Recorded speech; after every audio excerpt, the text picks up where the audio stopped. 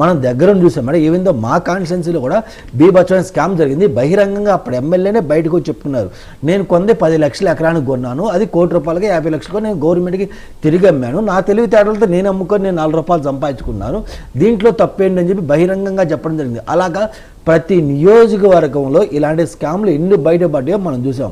సరే, వీళ్ళ కొన్న ఇల్లు ఏదైతే వీళ్ళు ప్లేస్లు అలొకేట్ చేశారో ఆ ప్లేస్లు ఎలా ఉన్నాయంటే సిటీకి చాలా దూరంగా కానీ, లేదంటే వర్షం పడితే మునిగిపోయే విధంగా కానీ, అవి నిజంగా హౌసెస్ అర్థం కాదు, లేదంటే మినీ వాటర్ పౌండ్స్ ఏందో అర్థం కాదు. ఆ వంతున వీళ్ళు కాలనీలను చెప్పుకొని డబ్బాలు కట్టడం జరిగింది.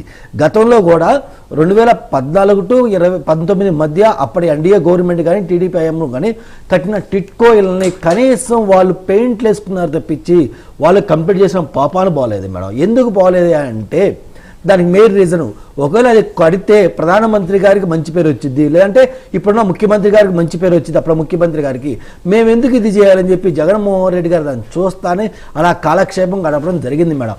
వాళ్ళు ఏదైతే చెప్పుకున్న 4 లక్షలు 5 లక్షల ఇల్లు కూడా ఎవరు ఇచ్చేసి అంటే అప్పుడు మా ప్రభుత్వంలోనే కొన్ని హౌసెస్ రెడీ చేసి పెట్టుకున్నాం.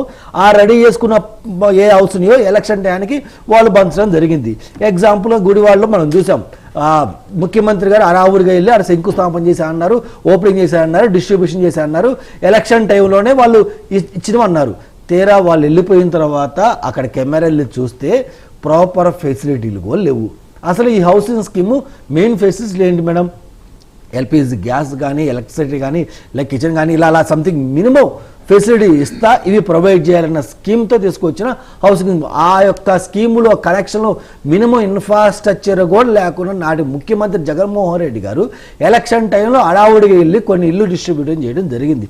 తీరా చూస్తే ప్రజలు అక్కడ ఏంటంటే మీరు వైసీపీ ప్రభుత్వ హయాంలో కానీ ఇప్పుడు కూటమి ప్రభుత్వ హయాంలో ఉన్నప్పటికీ కూడా కేంద్రం నుంచి వస్తున్న ఈ స్కీమ్స్ని ప్రజల వద్దకు ఎంతవరకు తీసుకెళ్లారు? ప్రజలకు అసలు తెలుసా, వీటిపైన అవగాహన ఉందా? మన కేంద్రం నుంచి కూడా ప్రభుత్వం ఇలా ఇస్తుంది అనే విషయం అసలు ప్రజలకు తెలుసా? మీరు ప్రజలకి తెలిసేలాగా అవగాహన కల్పించడంలో ఎంతవరకు సక్సెస్ అయ్యారు? మెయిన్ ప్రాబ్లం ఏంటంటే మేడం, కొన్ని స్కీములు కేంద్రం డైరెక్ట్గా చేయలేదు.